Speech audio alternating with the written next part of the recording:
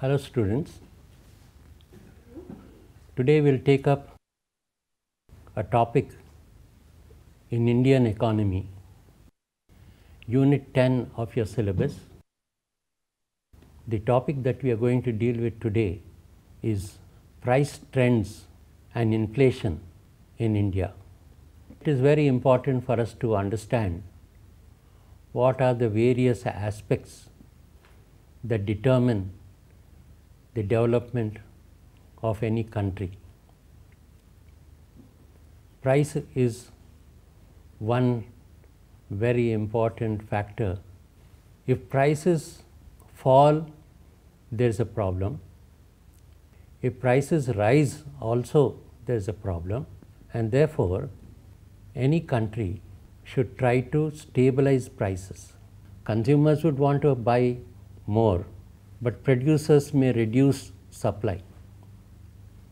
In the second instance, when the price rises, consumers may want to reduce their demand for the good, but producers may want to increase supply.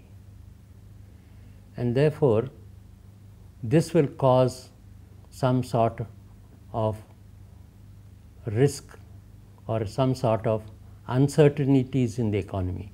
And therefore, it is very important for any economy to try to stabilize prices.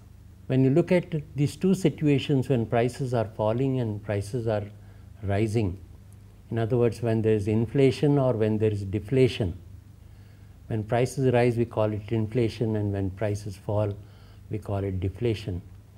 So deflation is much more dangerous than inflation. When prices fall, many more difficulties arise than when prices rise. As an introductory lecture in trying to explain price rise, today we will discuss about the importance of stabilizing prices, and then we will discuss about the various methods used to measure the changes in the prices. Price stability is an essential condition for stability in the economy, as well as it helps in economic growth. Fluctuations in prices, on the contrary, create an atmosphere of uncertainty which is not very conducive to development activities. Further, if prices rise steadily over a long period, a redistribution of national income and wealth takes place, and this will be to the disadvantage of the poor, which eventually influences the demand pattern. In a market economy, producers carefully study the demand for their product and take decisions accordingly. Therefore, whatever be the changes in the prices, they will ultimately influence production. Investors also observe price movements. In order to estimate the profitability of a particular investment, they have to study the behavior of prices in the market. In a state of uncertainty, an investor cannot estimate the profitability of an investment which he would like to make, and this will naturally discourage him, and he may decide not to go ahead with his investment program. Since the beginning of 1950s, prices have continuously risen in India. The rate of price rise, of course, has not been the same throughout the period. People generally do not bother about the price rise as long as it does not cause hardship to them. But once they discover that the rate of price rise is causing continuous erosion in their real income, they become panicky. The word real income, we are referring to the purchasing capacity of people. So prices affect the purchasing capacity of people. Given the income, if prices fall, consumers can purchase more, they can demand more. Again, given the income, if prices rise, then consumers can purchase lesser, and therefore their purchasing capacity is affected. This is why people try to keep prices stable in any economy. At this junction, the government found that the plan was also in jeopardy, and stabilizing of prices was imperative to save it. Hence, price stability is viewed as a necessary condition to ensure the desired development performance of the economy. Price rise or fall not only affects individuals or consumers, it also affects government. As we know, nowadays governments spend a huge amount and they plan how this expenditure should be made. They have planned targets, and when prices fluctuate, these targets are not met. And here again we have to make a difference between change in price and fluctuation in price. Fluctuations in prices are much more dangerous than changes. Changes may take place in one direction. They may increase or they may decrease. But if there is fluctuation in the price, sometimes they increase and some other times they decrease, then that leads to more of uncertainty. In an attempt to explain price trends and inflation in India, we shall focus our attention on the following issues. In other words, the objectives of this lesson are as follows. Price movements during the plan period. Number 2, money supply and inflation, the relationship between money supply and inflation. Number 3, factors on the demand side affecting prices, factors on the supply side which also affect prices. And the 5th objective is consequences of inflationary price rise, and ultimately what is the anti-inflationary policy of the Government of India. So these are the aspects that we are going to discuss in this series of lectures. Now let us start with price movement during the planning period. Initially we will try to take up a discussion on how these prices are measured, how price rise is measured, price rise or price fall is measured, and then we will take up a study of how they have changed over the plan period. We shall examine whether price trends can be explained in terms of changes in the supply of money. Our study is, however, constrained to the fact that indices of wholesale prices for the whole of the planning period are not strictly comparable. The variations in the price level in India are usually measured in terms of wholesale price index, that is known as WPI, but they can also be measured in terms of gross domestic product deflator, and they can also be studied through consumer price index, CPI, wholesale price index. It is the main measure of the rate of inflation in India. A new wholesale price index with 2004-5 as the base was released on September 14, 2010. A representative commodity basket comprising of 676 items has been selected, and weighing diagrams derived from the new series. The total number of price quotations has also increased from 1,918 in the old series, which had 1993-94 as base, to 5,482 in the new series, indicating better representation of the prices in the wholesale market. When we use the wholesale price index, it is very important to bring in all commodities that are relevant. But sometimes if you take a very wide variety of commodities and try to find the average price, it may be misrepresented, because if there is a rise in price of some goods and there is a fall in price of some other goods, and those goods cancel out each other, then the outcome will be that the prices are stable. But that is not true.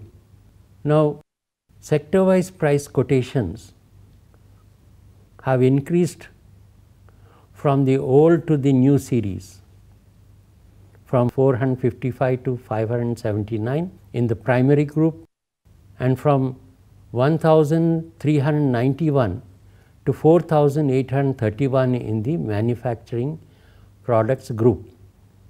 The wholesale price index does not include service and non-tradable commodities. So, this is another defect. When we divide the economy into primary sector, which is agriculture and allied activities, secondary sector, which is industrial sector, and manufacturing also is included in that, and the third sector is the service sector. The service sector is not included in wholesale price index. It might be useful here to understand that the distinction between headline inflation and core inflation is to be understood. Headline inflation includes the entire set of commodities in the general price index. Core inflation does not take into consideration commodities that have volatile prices. For example, food and fuel. This is core inflation. Here we take only a particular group of goods. We don't take a broad group of goods. It follows that the supply shocks that arise from a poor crop yield or hikes in international prices of fuel will lead to increase in the headline inflation, that is inflation on the whole. In contrast, core inflation would not be affected by these shocks and would only serve as an indicator of the price level of the commodities that have relatively non-volatile prices. In India, discussion is based mainly on headline inflation. Food articles have a significant weight in the price index. We find that when you take headline inflation, many commodities are included, but some commodities may experience more inflation, and so they must be given more weight, and some other commodities may not experience such high inflation, so they must be given less weight. Recently it is also found out that food inflation is leading in the economy, and so when you need food, naturally when the price of food items rise, people will demand for higher wages, and if they demand for higher wages, costs of all goods which are produced by labor will go up, and this is how all the goods are related one to another. Availability of official data on core inflation is limited. Now let us take up Consumer Price Index. Consumer Price Index is also known as CPI. This reflects the cost of living from a homogeneous group of consumers. Now, why do we need to take a homogeneous group of consumers? Because when you look at different groups of consumers, the items that they consume are different. For example, industrial workers may be consuming some basket of consumption goods. Agricultural workers may be consuming another basket of goods, and therefore when you segmentize these consumers, you find that different groups of consumers may be having different baskets of consumption.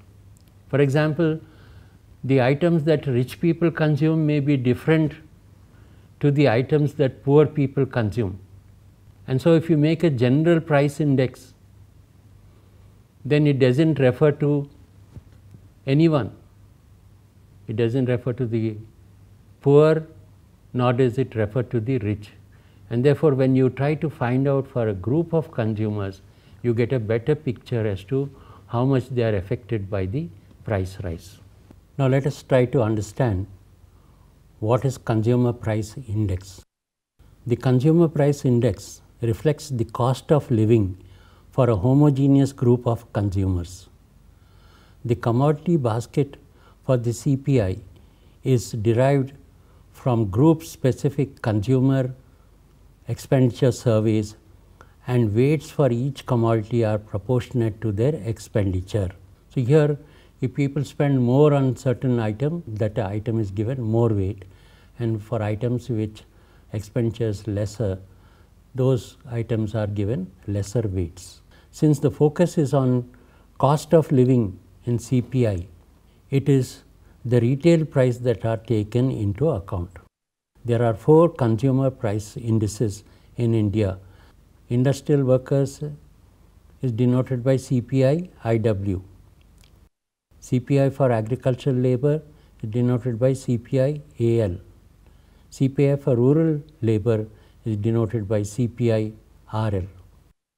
And CPI for urban non-manual employees, CPI UNME. Until 2005, the basic year for CPI IW, CPI UNME and CPI AL were 1982, 1984-85 and 1986-87. While effective from 2006, the base year for CPI IW was revised to 2001. From 2006 onwards, we are taking 2001 as the base year. Let us try to understand what is gross domestic product deflator, GDPD. GDPD is statistically derived from national income data realized by CSO. It is obtained from national accounts as a ratio of GDP at current prices to GDP at constant prices. Since a national income deflator encompasses entire spectrum of activities including services, the coverage of GDPD is far more than the WPI, that is the wholesale price index, or the CPI, consumer price index. However, GDP deflator is available in India only annually with a lag of over 1 year, and thus has a limited use for the conduct of the policy.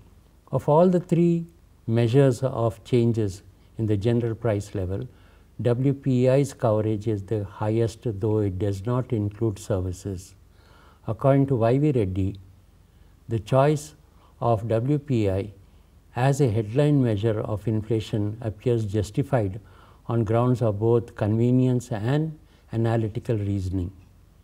In his words, first, the WPI with the weekly frequency has just 2 weeks lag as against the monthly frequency of CPI IW with a lag of 2 months. Secondly, the commodity coverage in the WPI is wider than the CPI.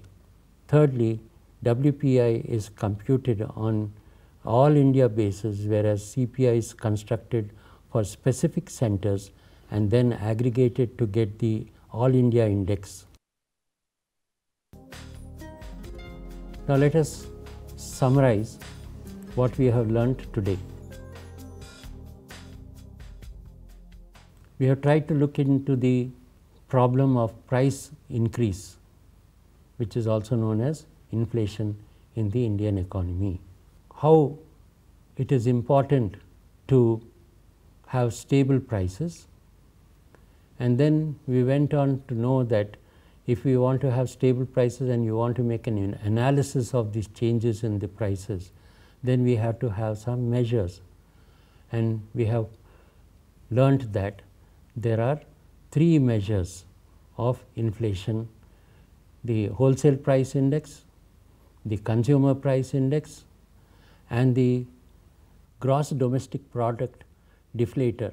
And so, out of these 3, we have seen that in India mostly wholesale price index is used, although it has certain defects. Now take down a few questions for self-assessment. The first question is, explain the importance of trying to stabilize prices in an economy. The second question is, what are the measures that we use to estimate the changes in the prices?